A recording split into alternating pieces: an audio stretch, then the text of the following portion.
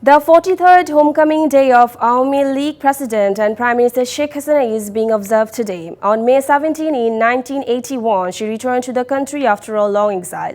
In a National Council session of Awami League on February 14, 15, 16 in 1981, Sheikh Hasina was elected as party president in her absence, and then she returned to the country on May 17. After electing as the chair of the ruling Awami League, the country has established the people's right to vote and access to food and re-establishment of democracy and end of autocracy in the 42 years long political life led by Prime Minister Sheikh Hasina. On the occasion of Sheikh Hasina's homecoming day, various organizations including Awami League has organized different programs.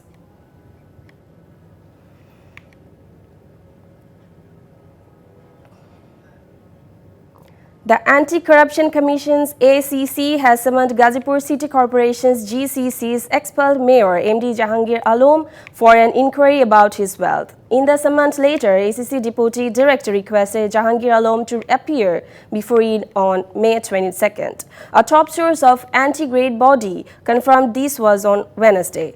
Jahangir Alom was summoned on charge of acquiring wealth illegally. He was elected as mayor in the previous election of GCC, but he was expelled in November 2021 for his remarks against Bongo Bondhu and this party. Then Jahangir Alom lost his mayoral post.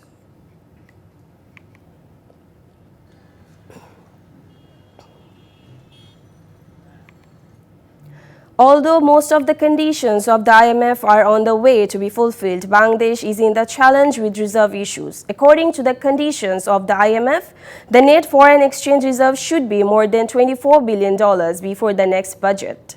According to the conditions, the revenue collection in the budget should be increased by 0.5% compared to the GDP for the region. A target of Taka 4,30,000 revenue increases has been set for the Revenue Board in the next budget. IMF is giving a loan of $470 crore to Bangladesh, subject to the fulfillment of 38 conditions.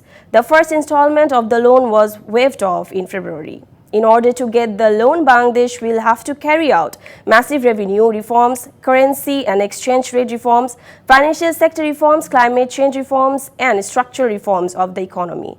Several conditions have already been seen. Apart from this, many other conditions have to be fulfilled, which is a big challenge for the government.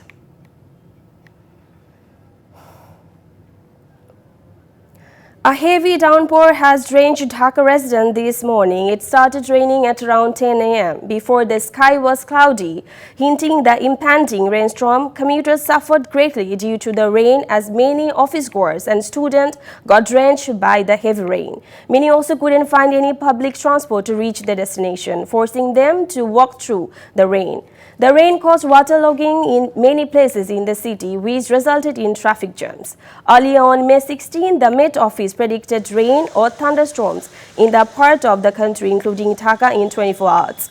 According to the latest Met Office bulletin, rain and thunder showers, accompanied by temporary gusty wind, is likely to occur at many places over Dhaka, Mymensingh, Khulna, Borishal, Chattogram and Sylhet divisions, and at a few places over Rajshahi and Rangpur divisions, with hail at isolated places over country. Meanwhile, throw of westerly low lies over West Bengal and adjoining area.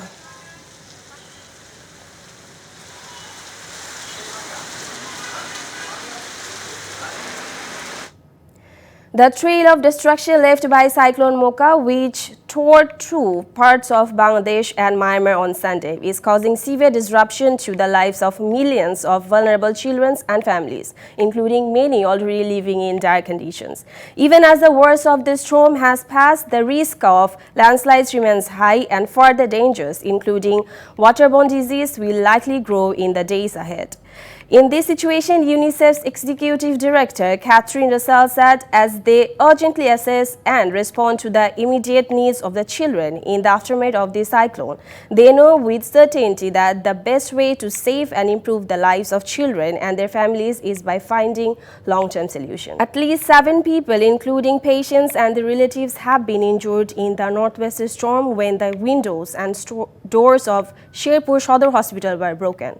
On Tuesday night, a stormy winds broke the high glass doors and windows of the patient's ward of the 6th floor of the hospital and fell on the patient and the relatives. At least 7 people, including patients and relatives, were injured. The doctor on duty said that 4 of them have been admitted to the hospital and 3 have been given the first aid.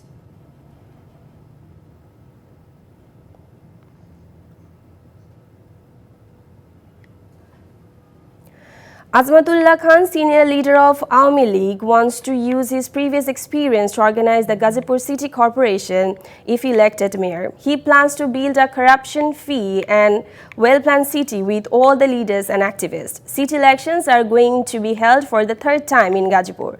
Voters are excited about the election. If elected, the candidate said to free the city corporation from corruption as well as involving conscious citizens in developing network work. Ghazipur city election polling will be held on 25th May. 8 candidates are fighting for the post of mayor.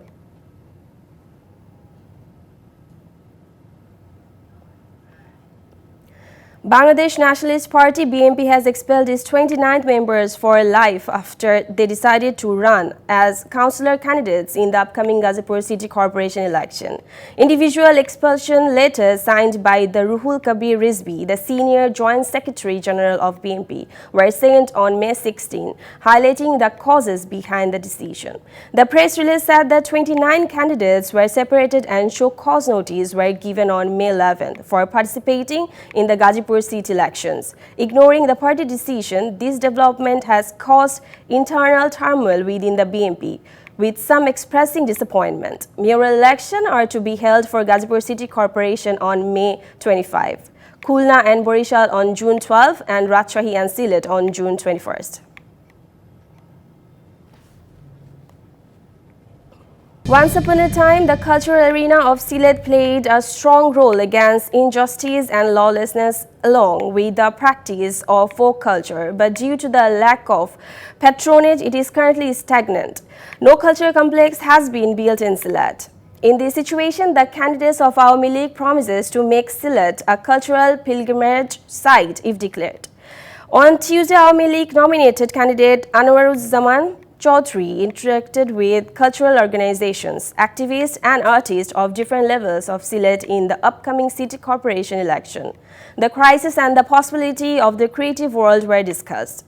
Awami League leaders along with mayoral candidates assured to take necessary steps for cultural revival of Sylhet along with construction of full cultural complex. Artists, writers also expressed their support for the Awami League candidate in the election for the sake of multi-dimensional development of the city.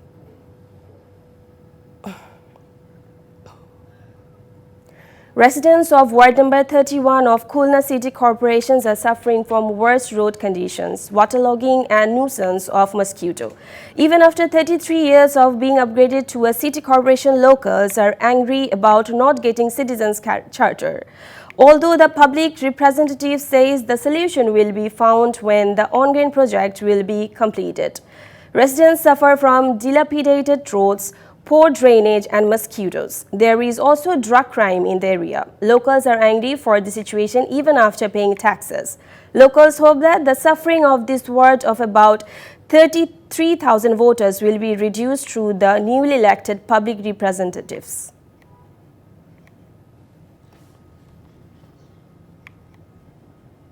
In 2008, Ghulam Maula Roni suddenly became an MP in Potuakhali 3 constituency on the nomination of Awami League. In last election, he took the nomination from BNP. Another leader of the area, former VP Nurul Haq Nur of Dakstu, is with the BNP in the joint movement. As the election approaches, various discussions are going on in the local BNP regarding the nomination of the party.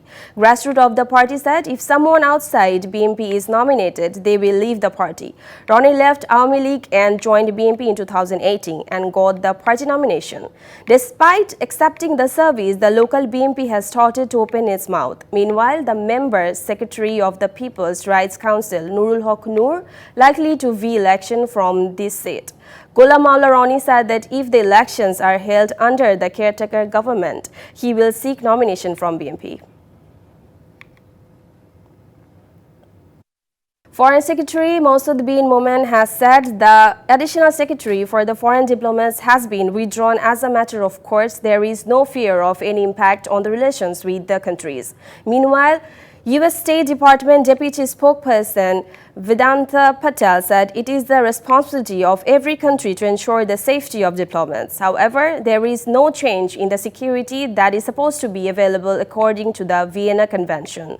A letter will be sent to the embassies in a day or two to inform them on the alert team of Ansara that has been created.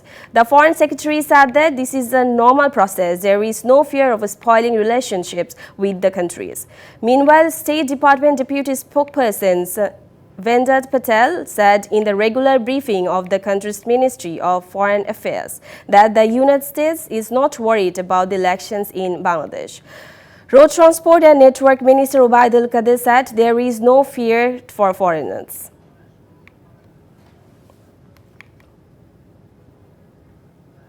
The first unit of Rampal Thermal Power Plant has been resumed its operation after 23 days of its shutdown due to the coal shortage.